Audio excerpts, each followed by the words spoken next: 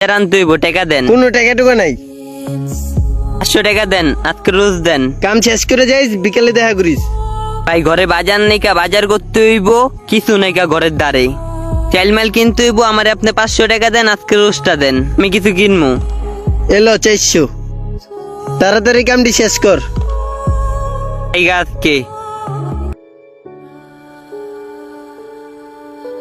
ভাই চাইল আছে, হ্যাঁ ভাই, আলু আছে। হ্যাঁ ভাই আছে।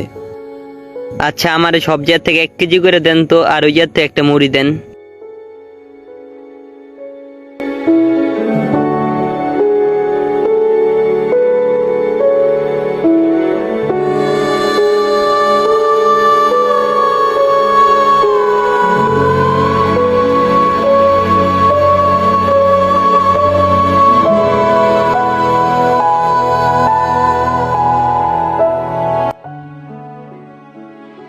ভাই দেন তো দাম কত হয়েছে সব মিলায়া?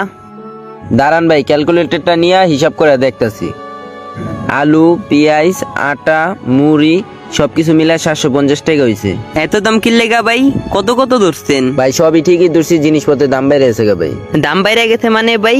কালকেও তো কম দাম আছিল, আজকে এত দাম বাইরে গেছে। কি আর করার, সবকিছুর দাম বেড়ে গেছে।